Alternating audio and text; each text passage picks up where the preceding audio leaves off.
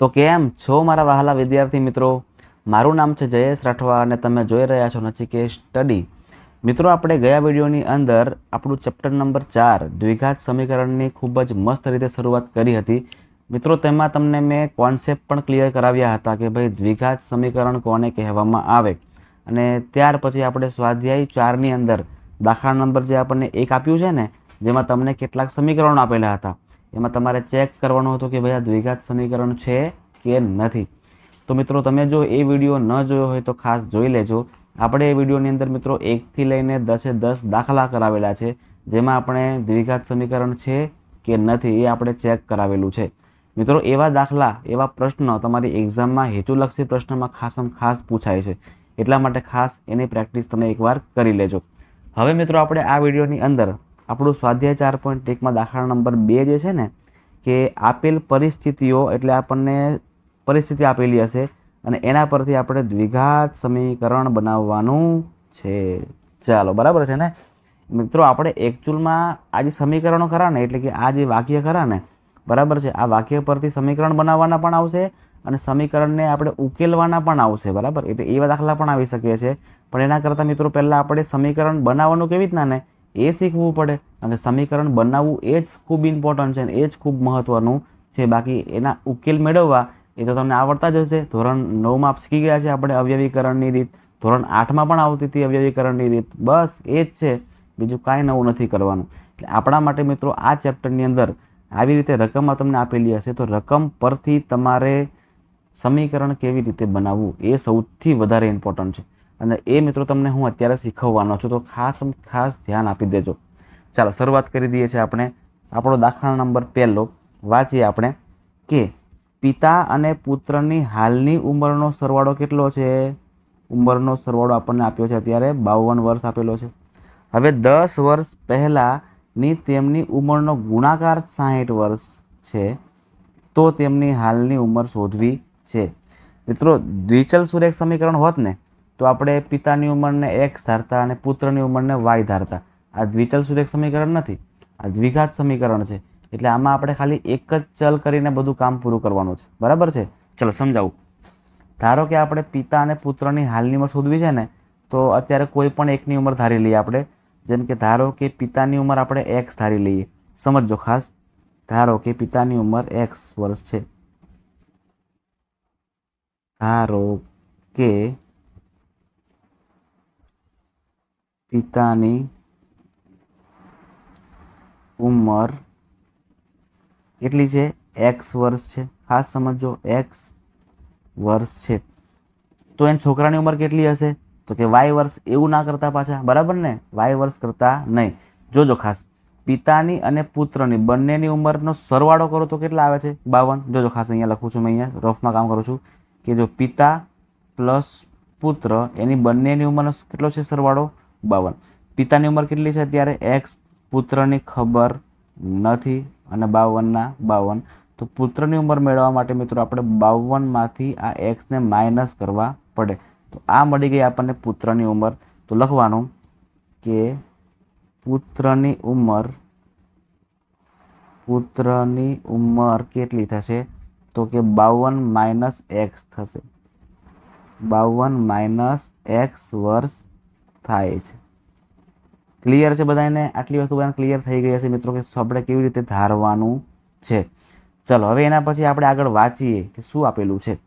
હવે 10 વર્ષ પહેલાંની તેમની ઉંમરનો ગુણાકાર 60 થાય છે. 10 વર્ષ પહેલાં, તો લખીએ આપણે 10 વર્ષ પહેલાં શું બનેલું?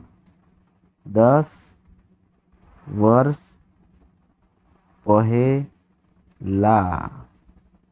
ચલો, 10 વર્ષ પહેલાં મિત્રો પિતાની ઉંમર x વર્ષ થોડી હશે, x માઇનસ 10 હશે. શું હશે અહીંયા? તો લખવાનું પિતાની ઉંમર x માઇનસ 10 થઈ ગઈ હશે.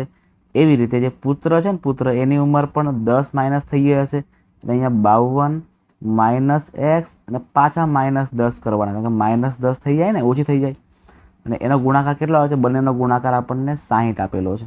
હવે આપણે આને સોલ્વ કરી દઈએ એટલે આપણો જવાબ થઈ જશે x માઇનસ 10 ના x માઇનસ 10. આ 52માંથી 10ને કાઢો એટલે કેટલા આવે? 42 આવે. એટલે 42 અને માઇનસ x ના માઇનસ x જ રહેશે, બરાબર 60.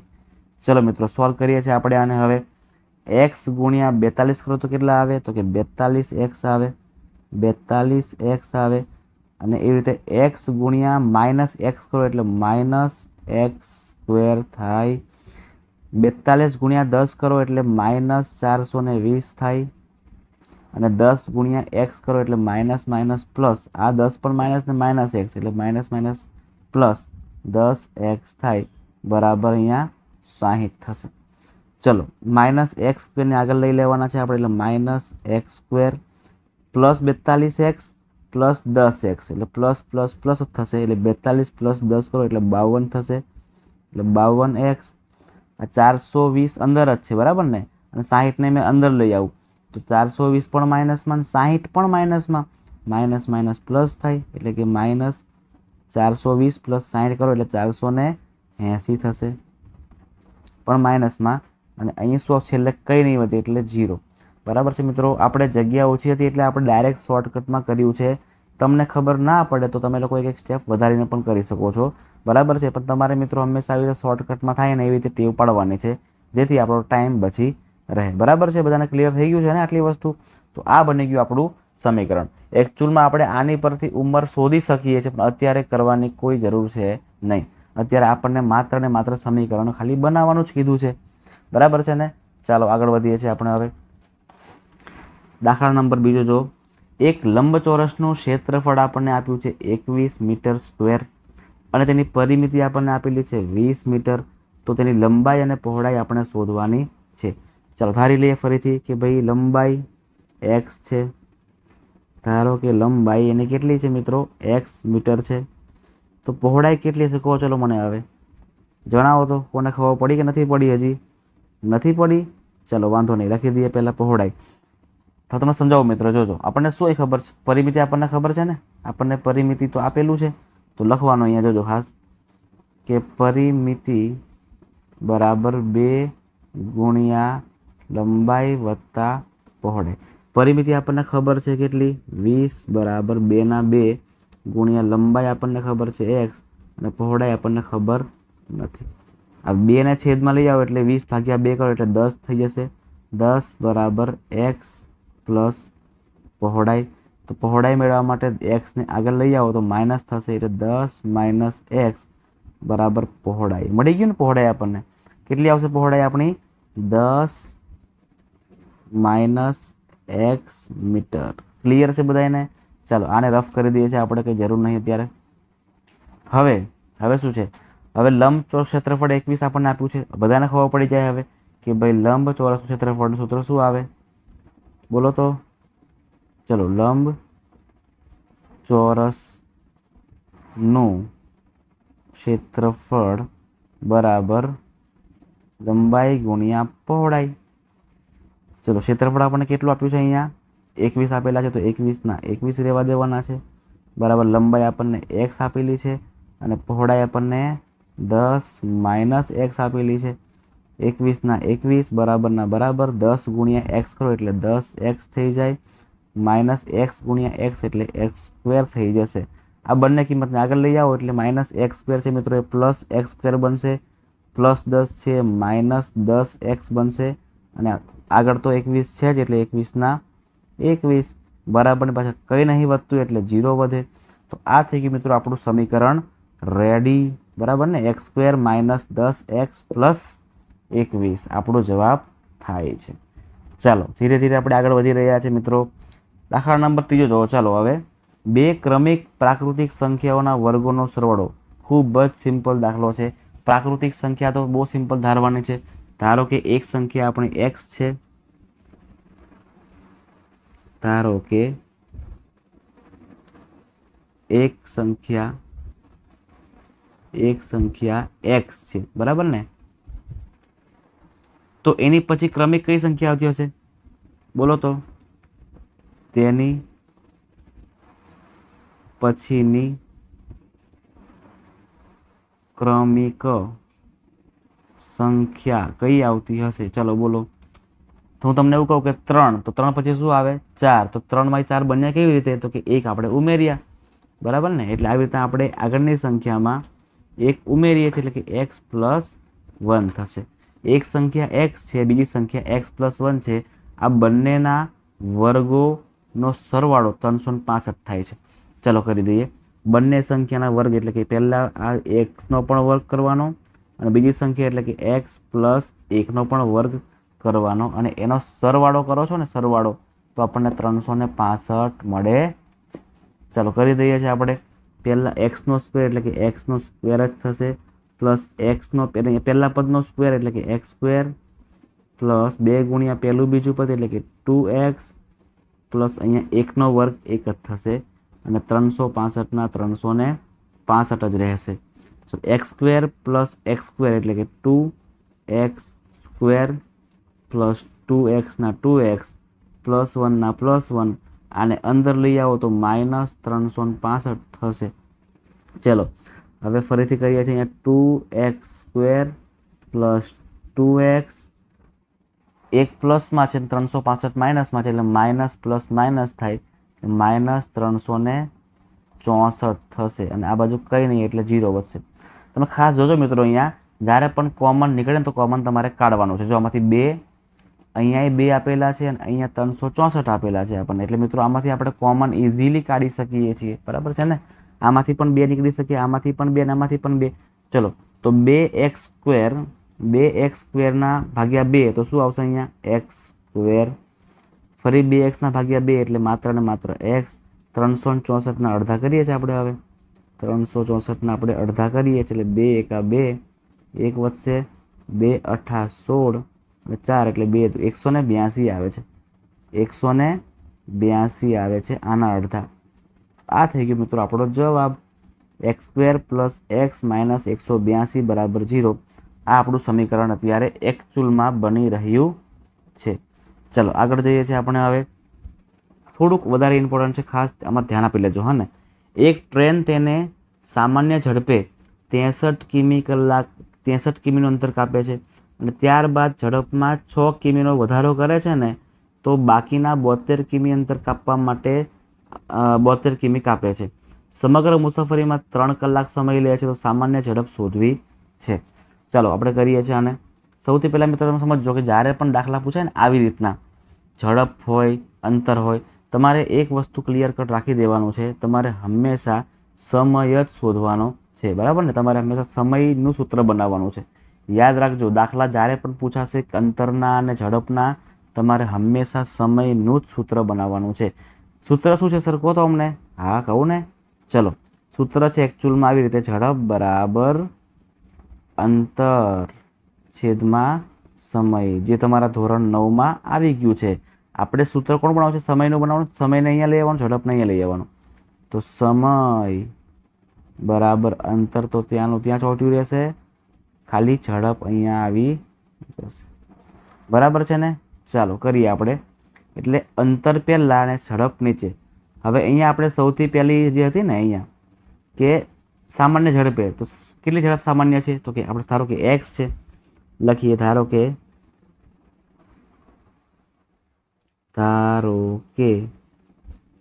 સામાન્ય ઝડપ x છે અને કિમી કેટલાક આપે છે? અને 63 કિમી અંતર કાપે છે. તો શું બનશે? જોજો આનું શું બનશે, જોજો ખાસ આનું.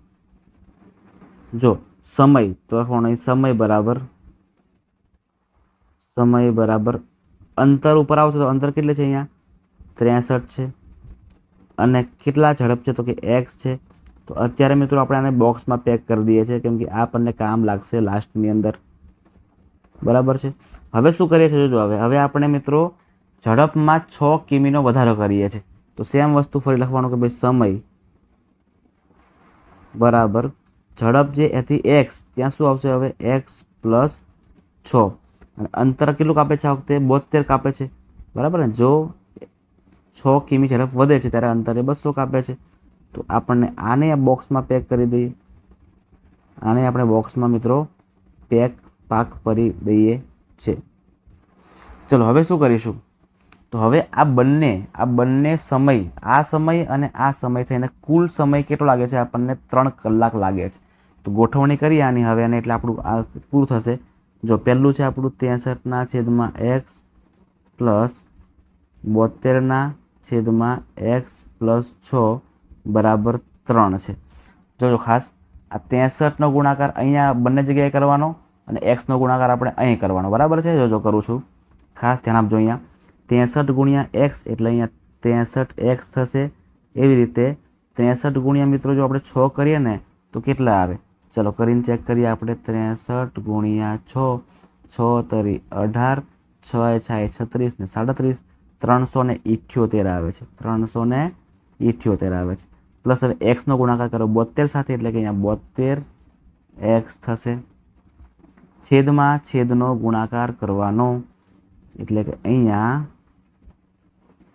x ગુણ્યા x પ્લસ 6 એટલે x ગુણ્યા x એટલે x સ્ક્વેર અને x ગુણ્યા 6 એટલે 6x થશે. અને આ બાજુની સાઈડ પર 3 તો છે જ. બરાબર છે? હવે આ બધી સંખ્યા મિત્રો અહીંયા ઉપર ગુણાઈ જશે અને આનું પણ પ્લસ થશે એટલે 63 પ્લસ 72 કરો એટલે 135 થશે. 135x પ્લસ 378 અને આ બાજુની સાઈડ પર 3નો ગુણાકાર અહીંયા બંને જગ્યાએ થઈ જાય એટલે 3x સ્ક્વેર પ્લસ 3 ગુણ્યા 6 કરો એટલે 3 છંગ 18x થઈ જશે. આ બધી કિંમતો આપણે આગળ લઈ આવીએ. હવે જોજો ખાસ, એટલે અહીંયા 3x સ્ક્વેર પ્લસ એક મિનિટ માઇનસ કરવું પડશે ને.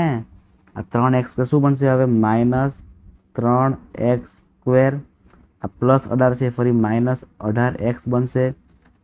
આ તો આગળ જ છે પ્લસ 135x અને પ્લસ 300 એ તો આગળ જ છે એટલે પ્લસ 378 બરાબર 0. અહીંયા મિત્રો જગ્યાની સખત કમી છે ને, તો આપણે આને અત્યારે ચલો કાપી દઈએ છીએ. બરાબર ને? અત્યારે આને કઈ જરૂરિયાત છે નહીં, ઉપર કરી દઈશું, વાંધો નહીં. બરાબર, આપણે તો શીખવું જ છે ને. જોજો અહીંયા ખાસ કરું છું તો minus 3x square minus 18x plus 135x. 135માંથી મિત્રો આપણે 18ને માઇનસ કરવાના છે. ચાલો કરો જોઈએ કેટલા આવે છે. 135માંથી તમારે 18ને માઇનસ કરવાના છે. કર્યા કે નથી કર્યા? ચલો હું કરી દઉં છું. 135માંથી આપણે 18ને માઇનસ કરવાના છે. 15 આવશે ને અહીંયા 2 આવશે. 15 માઇનસ 8 કરો તો કેટલા આવે? 7. 2માંથી 1 જાય તો 1 આવશે અને 1 117 આવશે, પણ પ્લસ 117x અને આ બાજુ શું છે? 378 પ્લસ 378 બરાબર 0. હવે તમે જુઓ મિત્રો કે બધી સંખ્યામાંથી 3 3 3 કોમન નીકળી શકે છે ને. ઉપરથી આ જો મારે પ્લસ કરવું હોય તો મારે આને માઇનસ અને આને માઇનસ કરવું પડે. તો જો આને 3 વડે ભાગો તો શું આવે અહીંયા? તો કે આને 3થી ભાગો એટલે અહીંયા ખાલી x સ્ક્વેર આવશે. આ માઇનસનું પ્લસ કરીએ, આ પ્લસનું માઇનસ કરીએ આપણે. હવે 117ના ભાગ 3થી કરો તો કેટલા આવે? 3 તરી 9 અને 2 વધશે, 3 9 27 એટલે 39 થશે. 39x પ્લસ 378ના ભાગ જો 3થી કરીએ એટલે 3 એકા 3, 7 વધશે, 3 દુ 6 અને 1 વધશે, 3 છંગ 18, 126 આવશે. બરાબર છે? આ શું બનશે? આપણું માઇનસ બનશે. આ પ્લસ છે ને શું બનશે અહીંયા? માઇનસ. તો મિત્રો આ હતો આપણો જવાબ, આ હતું આપણું સમીકરણ જે આપણને મળી રહ્યું છે. બરાબર છે મિત્રો? જગ્યા ઓછી રાખી છે એટલા માટે માફી ચાહું છું. ખાસ તમારે માત્ર ને માત્ર શીખવાનું છે. ચાલો આગળ જઈએ છીએ આપણે. હવે 3 ક્રમિક પ્રાકૃતિક સંખ્યાઓ એવી છે. કેટલી સંખ્યાઓ છે? કુલ 3 છે. સૌથી નાની સંખ્યાના વર્ગમાં બાકીની 2 સંખ્યાઓનો ગુણાકાર ઉમેરતા પરિણામ 67 મળે છે. સૌથી પહેલા 3 સંખ્યા કઈ છે? ધારો કે એક સંખ્યા x છે, એક સંખ્યા x, બીજી સંખ્યા લખી દઈએ છીએ પહેલા આપણે, પછી બધું કરીએ. બીજી સંખ્યા અને અહીંયા ત્રીજી સંખ્યા. ચલો પહેલી સંખ્યા, બધી સંખ્યા ક્રમિક છે ને. ક્રમિક એટલે પહેલી કઈ આવશે આપણી? x, બીજી x પછીની એટલે x પ્લસ 1 અને ત્રીજી x પ્લસ 1 એટલે કે x પ્લસ 2. હવે એવું કહે છે કે નાની સંખ્યાનો જે વર્ગ છે ને, ખાસ સમજો અહીંયા, ખાસ સમજો, નાની સંખ્યાનો વર્ગ છે એટલે એક્સ સ્ક્વેરનો વર્ગ છે એ બાકીની બે સંખ્યાના ગુણાકારમાં ઉમેરવામાં આવે છે.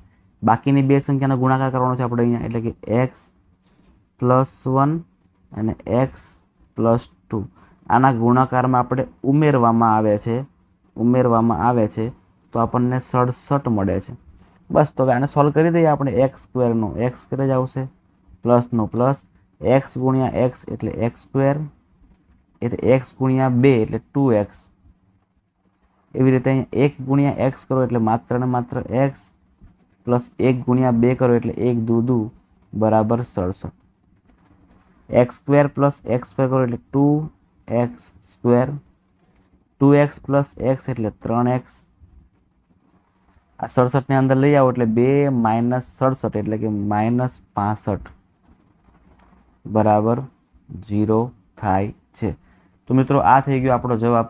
2x square plus 3x minus 65. આમાંથી કશું કોમન નીકળે એવું છે નહીં. તો this is our last answer. જે સમીકરણ જે આપણને પૂછ્યું છે ને આપણને મળી જાય છે. ચલો હવે લાસ્ટ છેલ્લું જોઈ લઈએ અને પછી પૂરું કરીએ છીએ. બે ક્રમિક ધન પૂર્ણાંકોનો ગુણાકાર 306 છે. તે બે ક્રમિક પૂર્ણાંકો આપણે શોધવાના છે. ખૂબ જ સિમ્પલ દાખલો છે, ખૂબ જ સિમ્પલ, તરત જ થઈ જાય ને એવો દાખલો છે. ચલો કરી દઈએ છીએ. બે ક્રમિક ધન પૂર્ણાંક, તો એક આપણે ધારી લઈએ એક્સ છે, એક પૂર્ણાંક છે અને બીજો પૂર્ણાંક.